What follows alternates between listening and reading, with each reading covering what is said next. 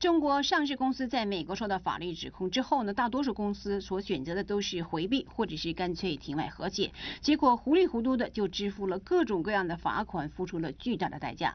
我们今天为大家报道的则是一家中国公司采取积极应因的措施，结果得到了完全不同的结果，而这个结果也带来了完全没有想象到的一些效应。那么接下来我们就由办理这个案件的惠德律师事务所的尚杰福为我们讲一下这个案子的具体的过程和它的重要的意义。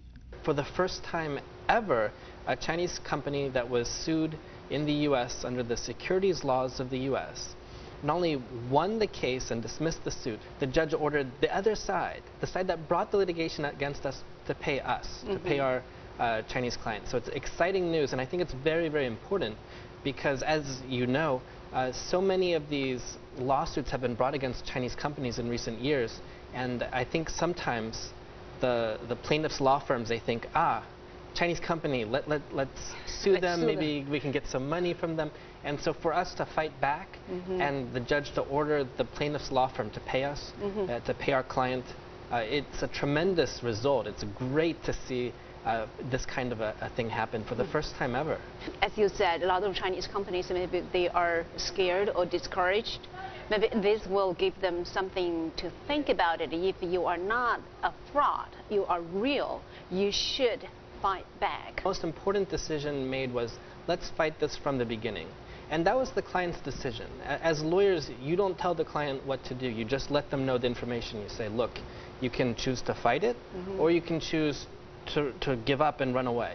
Have you ever think about give them this advice, just settle, don't fight? Even if you fight, if you're right, you might not be able to win because the whole environment, the bias is against. There's a lot of negative impressions of Chinese companies, and I think what's happened is, of course there have been some Chinese frauds, of course, but there's a lot of Chinese companies that are good companies that have been tainted by the bad companies. People just see them as all the same, and I think a lot of the plaintiffs' law firms, they think, let's sue the company.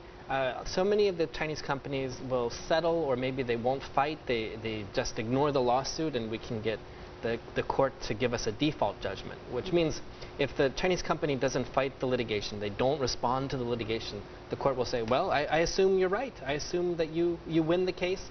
How much do you want from them? And we will order it for you. And that's happened a lot.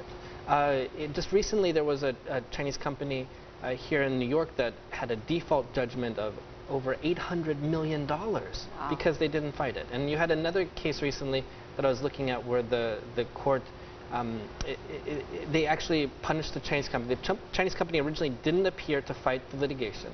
Later on they changed their mind and they hired a good law firm, but it was already kind of too late. And they ended up losing the case, and the court actually ordered them to pay some money in damages for failing to comply with the court's orders. And I'm so happy that our client made the decision, you know what, we didn't do anything wrong.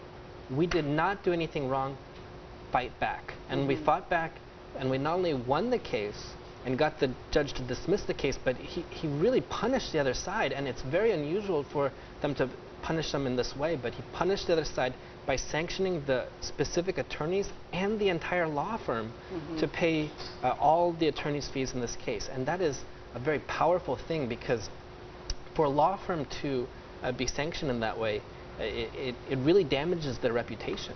And the courts will be very careful about doing it. So I'm very proud for our client that they made the decision from the very beginning, let's fight this. We're right. We didn't do anything wrong. Fight back.